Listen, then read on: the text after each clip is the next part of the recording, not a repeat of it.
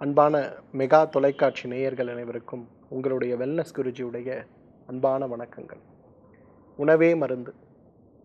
நாம் சாப்பிடக்கூடிய உணவே இன்றைக்கு நமக்கு மருந்தாக மாறும்போது நோயற்ற வாழ்க்கை அப்படிங்கிறது சாத்தியமான விஷயமாக மாறுது. துரதிர்ஷ்டவசமாக இன்றைக்கு பாரம்பரியமாக நாம் பயன்படுத்தி வந்த உண்டு வந்த உணவுகளில் பெரும்பாலான உணவுகளை நாம் ஏன் உண்ணுகிறோம் அப்படிங்கிற ஒரு விழிப்புணர்வு அற்ற ஒரு சமூகமாக நாம் மாறிய பிறகுதான் இன்றைக்கு நிறைய நோய்களாலும் தீர்க்க முடியாத நோய்களாலும் அவதிப்படக்கூடிய ஒரு நிலையை அடைந்திருக்கும். காலை எழுந்தவுடன் மாத்திரை இடுவதில் ஆரம்பித்து இரவு படுக்கும் வரை மாத்திரை சாப்பிடக்கூடிய ஒரு அவல நிலை இன்றைக்கு நம்மில் நிறைய பேருக்கு இருக்கிறத பார்க்கணும்.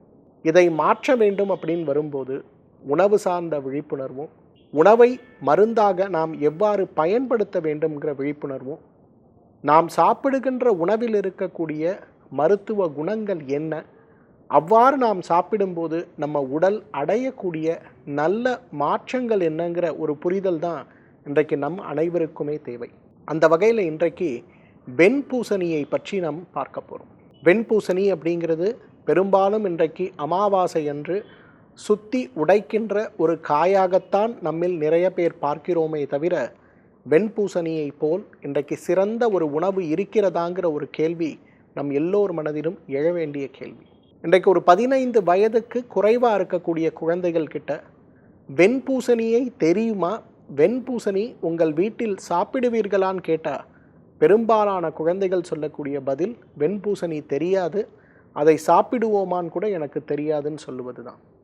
அந்த அளவுக்கு வெண்பூசணியை பற்றிய விழிப்பு உணர்வு அற்ற ஒரு சமூகமாகத்தான் நம்ம இருக்கோம். நம்ம எல்லாருக்கும் எப்போ வெண்பூசணி ஞாபகத்துக்கு வரும்? உடல் எடை குறைக்க என்ன செய்யணும் அப்படிங்கிற ஒரு கேள்வி வரும்போது தான் நம்ம வெண்பூசணி சாறை பற்றி இணையத்தில் தேடி இந்த வெண்பூசணி சாறை பயன்படுத்துகிறத பார்க்குறோம். ஆனால் உண்மையான வெண்பூசணியுடைய மருத்துவ குணங்கள் என்ன, உணவாக சாப்பிடும்போது அது என்ன மாற்றத்தை நமக்கு கொண்டு வருது அப்படின்னா, முதலாவது மாற்றம் வயிறு சார்ந்த புண்களுக்கும் குடல் புண்களுக்கும் வெண்பூசணி ஒரு மிகச்சிறந்த உணவுன்னு சொல்லலாம். வெண்பூசணியை வாரம் ஒரு முறையோ இருமுறையோ நாம் உணவில் தொடர்ந்து சேர்த்து கொண்டே வரும்போது வெண்பூசணியில் இருக்கக்கூடிய பித்தத்தை குறைக்கக்கூடிய காரணிகளும் அதில் இருக்கக்கூடிய மூலக்கூறுகளும் நேரடியாகவே உணவு குழல் எரிவு நோயின்னு சொல்லக்கூடிய ஆசிட் ரிஃப்ளெக்ஸ், வயிறு புண்ணுன்னு சொல்லக்கூடிய புண்களையும் குடல் புண்களையும் சிறுகுடல் புண்களையும் பெருகுடலில் ஏற்படுகின்ற அழற்சி நோயின்னு சொல்லக்கூடிய இன்ஃப்ளமேட்டரி பவல் டிசீஸ் சார்ந்த நோய்களுக்கும் அல்சரேட்டிவ் கொலைட்டிஸ் சார்ந்த நோய்களுக்கும் நோயுடைய தீவிரத்தை குறைக்கக்கூடிய மிகச்சிறந்த உணவாக இருக்கிறத நம்ம பார்க்குறோம். நம்ம வீட்டில் யாருக்காவது ஆசிட் ரிஃப்ளெக்ஸ் சார்ந்த, அதாவது உணவு குழல் எரிச்சல், வயிறு எரிச்சல், நெஞ்சு எரிச்சல் சார்ந்த சிரமங்கள் இருக்குன்னா வாரம் ஒரு முறையாவது இந்த வெண்பூசணியை உணவாக நாம் சாப்பிட ஆரம்பித்தாலே நோயுடைய தீவிரம் குறைந்து கொண்டே வருவதை நிச்சயமாக நம்மால் பார்க்க முடியும். மன அழுத்த நோயும் மனநோயும் இன்றைக்கு தீர்க்க முடியாத சிரமங்களாக இருக்கிறத பார்க்குறோம். மன அழுத்த நோய்க்கு தினசரி மருந்துகளும் தூக்கம் வரவழைப்பதற்காக தினசரி மருந்துகளும் எடுத்துக்கொள்ளக்கூடிய ஒரு நிலை இன்றைக்கு நம்மில் நிறைய பேருக்கு இருக்கிறத பார்க்குறோம். ஆனால் அந்த மாதிரி மருந்துகளையும் மாத்திரைகளையும் நாம் எடுத்துக்கொண்டால் கூட நமக்கு தூக்கம் வருகிறதா, ஆழ்ந்த தூக்கம் வருகிறதா, காலை எழுந்து கொள்ளும்போது நன்றாக உறங்கிய ஒரு திருப்தியுடன் அடுத்த நாளை நம்மால் துவங்க முடிகிறதா அப்படிங்கிறது ஒரு கேள்விக்குறிதான். அந்த வகையில் ஆழ்ந்த தூக்கம், நல்ல மனநிலை, நேர்மறையான எண்ணங்கள், மன அழுத்தத்தோடு போராடுகின்ற ஒரு நிலை இருந்தால் கூட அந்த மன அழுத்தத்துடைய தீவிரத்தை குறைக்க வேண்டும் அப்படின்னு வரும்போது வெண்பூசணியை போல சிறந்த உணவு கிடையவே கிடையாது. அந்த வெண்பூசணியை உணவாக வாரம் ஒரு முறையோ இருமுறையோ அல்லது சாராக தினசரியோ சாப்பிடுகின்ற ஒரு மாற்றத்தை ஒரு 100 நாட்கள் செய்து பாருங்கள். தூக்கமின்மை நோய் மறைந்து போகிறதும், தூக்கம் நன்றாக ஏற்படுவதும், மனநோய் சார்ந்த காரணிகள் குறைந்து போகிறதையும் நாம் நிச்சயமாக உணர முடியும். வெண்பூசணிக்கு அவ்வளவு பெரிய குணமா அப்படின்னு கேட்கக்கூடிய அளவுக்கு மனநோயையும் தூக்கமின்மை நோயையும் மாற்றி உடலை ஆரோக்கியப்படுத்துகின்ற மிகப்பெரிய அருமருந்துகளில் ஒன்று நிச்சயமாக வெண்பூசணியை நம்ம சொல்லலாம். உணவாக அதை நாம் உட்கொண்டாலே இன்றைக்கு குடும்பத்தில் இருக்கக்கூடிய சண்டைகளும் சச்சரவுகளும் அமைதியற்ற சூழலும் மாறிப்போய் குடும்பமே மகிழ்ச்சியாக அமைதியாக மாறிவிடுவதை நாம் பார்க்க முடியும். ஞாபக சக்தி அப்படிங்கிறது இன்றைக்கு நம்மில் குறிப்பாக குழந்தைகளுக்கு எட்டாக்கனியாக இருக்கிறத பார்க்குறோம். பரீட்சைக்கு கடுமையான முயற்சி செய்யக்கூடிய குழந்தைகள் கூட பரீட்சை எழுதும்போது அந்த பரீட்சையில் முழுமையான மதிப்பெண்கள் பெற முடியாமல் போவதற்கு காரணம் ஞாபக சக்திகளில் இருக்கக்கூடிய குறைபாடு தான். இந்த குறைபாடை மாற்ற மருத்துவ சிகிச்சை, கவுன்சிலிங் மற்றும் நிறைய வகையான முயற்சிகள் செய்து கொண்டிருந்தாலும் கூட வெண்பூசணியை அந்த குழந்தைகளுக்கு உணவில் கொடுக்கக்கூடிய ஒரு முயற்சியை நாம் செய்ய ஆரம்பித்தாலே அந்த குழந்தைகளுடைய ஆரோக்கியம் மிகப்பெரிய அளவில் மாறுபாடு அடைந்து விடுவதை நம்ம பார்க்க முடியும். ஏன்னா நிறைய குழந்தைகளை இன்றைக்கு நான் பார்க்குறேன். என்னை வந்து சந்திக்கும் போது குழந்தைகளுடைய பெற்றோர் சொல்லக்கூடிய அடிப்படையான விஷயம், கடுமையான முயற்சி படிப்பில் இருந்து கூட மதிப்பெண்கள் பெற முடியாமல் குழந்தை கடுமையான மன அழுத்தத்திற்கு உள்ளாகிறார். இந்த மன அழுத்தமே அவருடைய பெர்ஃபார்மன்ஸை மிகப்பெரிய அளவில் பாதித்து விடுகிறதுன்னு சொல்லக்கூடிய பெற்றோர்களை நம்ம பார்க்குறோம். அப்போ குழந்தைகளுக்கு நீங்கள் கொடுக்கக்கூடிய முக்கியமான உணவுகளில் நிச்சயமாக வெண்பூசணியை சேர்க்க வேண்டும். இன்றைக்கு எலும்புகளுடைய பலமும் எலும்புகள் பலமற்று இருக்கக்கூடிய சூழலும் இன்றைக்கு நாம் பொதுவாகவே பார்க்கக்கூடிய ஒரு நோயாகத்தான் பார்க்கிறோம். ஆஸ்டியோபீனியா, ஆஸ்டியோபோரோசிஸ்ன்னு சொல்லக்கூடிய இரண்டு நிலைகள். எலும்புகளுடைய அடர்த்தி குறைவாக இருப்பது.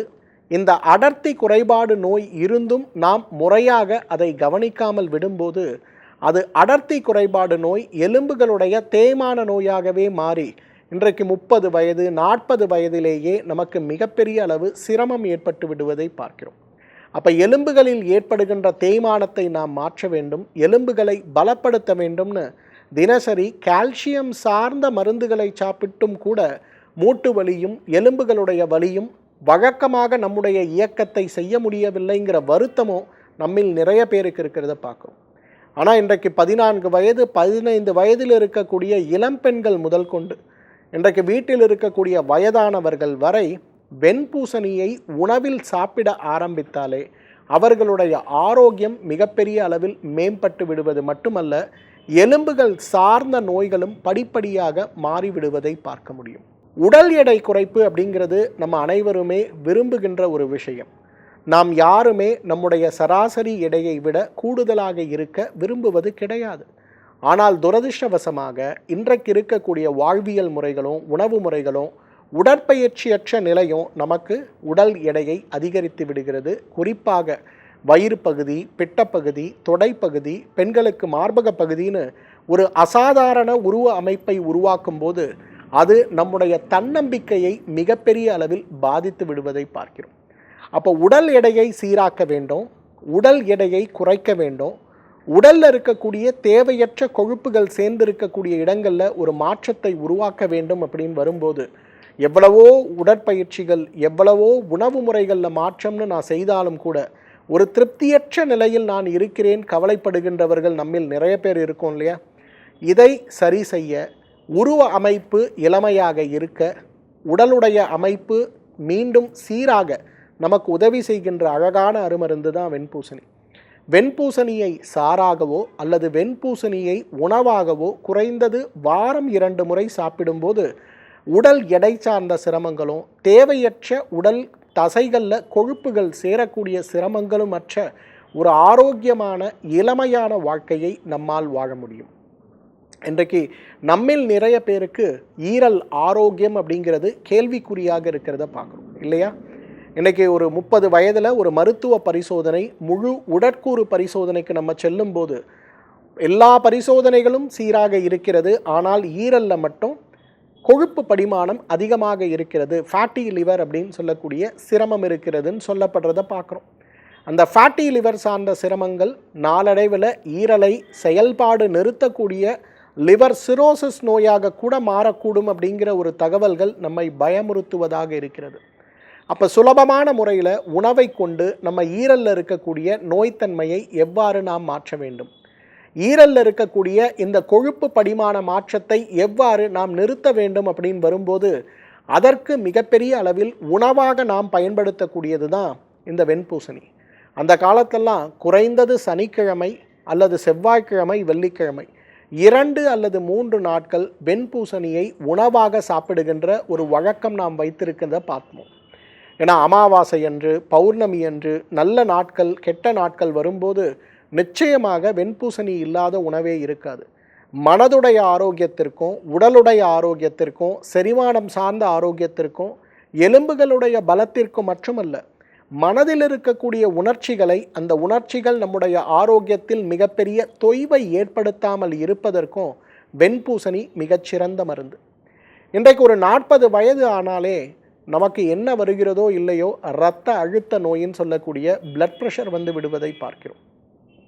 என்னதான் இரத்த அழுத்தத்தை சீராக்குவதற்கான மருந்துகளும் அதை குறைப்பதற்கான உடற்பயிற்சிகளும் செய்து கொண்டாலும் கூட நம்மில் நிறைய பேருக்கு இந்த மாற்றங்கள் மிகப்பெரிய அளவில் மருத்துவ ரீதியாக உதவி செய்யாத ஒரு நிலையை அடைந்து விடுவதை பார்க்கிறோம்.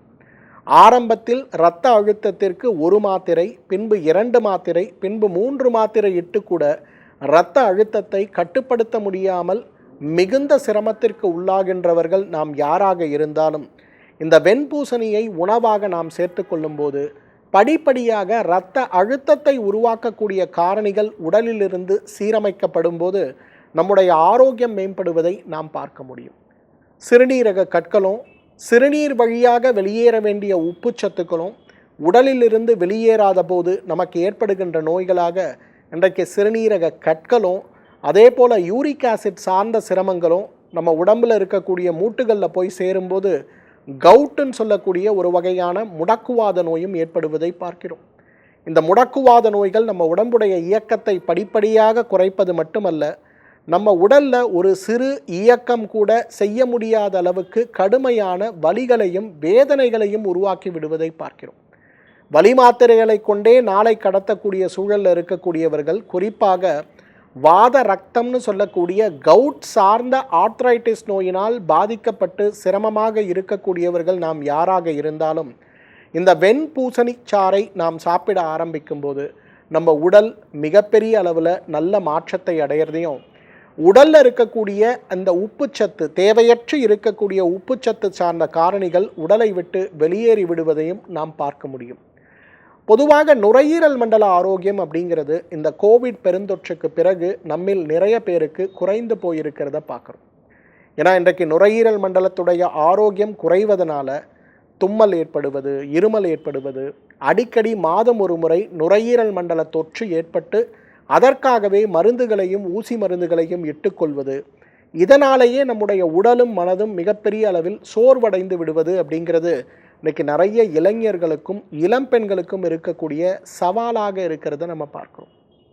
அப்போ அந்த மாதிரி சூழலில் இருப்பவர்கள் நுரையீரல் பலத்தை ஆரோக்கியப்படுத்தி கொள்வதற்கும், குறிப்பாக கோவிட் பெருந்தொற்று ஏற்பட்ட போது அதால் பாதிக்கப்பட்டு நுரையீரலில் இருக்கக்கூடிய தசை நார்கள் சுருங்கி விரிகின்ற தன்மையை குறைந்து போயிருக்கிறது, நுரையீரலுக்குள்ள தழும்புகள் ஏற்பட்டிருக்கிறதுன்னு சொல்லக்கூடியவர்கள் இந்த வெண்பூசணி சாரோடு சிறிது வெல்லம் சேர்த்து சாப்பிடுகின்ற ஒரு வழக்கத்தை வைத்து கொள்ளும்போது படிப்படியாக நுரையீரலில் இருக்கக்கூடிய தழும்புகளும் காயங்களும் குறைய ஆரம்பிப்பதையும், உடல் ஆரோக்கியம் மேம்பட்டு கொண்டே வருவதையும் நம்ம பார்க்க முடியும்.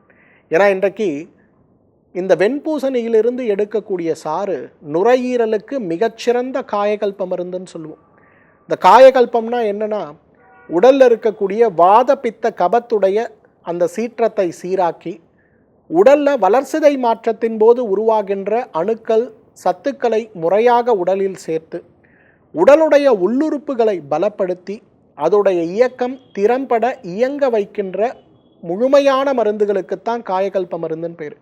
வெண்பூசணி நுரையீரல் நோய்களுக்கும், மனநோய்களுக்கும், எலும்பு சார்ந்த நோய்களுக்கும், செரிமான மண்டல நோய்களுக்கும், இரத்த மண்டல நோய்களுக்கும் மிகப்பெரிய காயகல்ப மருந்து அப்படிங்கிறது மிகையாகாத ஒரு விஷயம்னு சொல்லலாம். எனவே அன்பு நேயர்களே, இந்த வெண்பூசணியை உணவாகவோ அல்லது சாராகவோ பயன்படுத்துகின்ற ஒரு வழக்கத்தை நாம் வைத்து கொண்டாலே நம்மாலும் ஆயுள் முழுவதும் ஆரோக்கியமாக வாழ்ந்திட முடியும். மீண்டும் மற்றொரு நிகழ்ச்சியில் உங்களை சந்திக்கிறேன். அதுவரை உங்களிடமிருந்து விடைபெறுவது உங்களுடைய வெல்னஸ் குருஜி. நன்றி, வணக்கம்.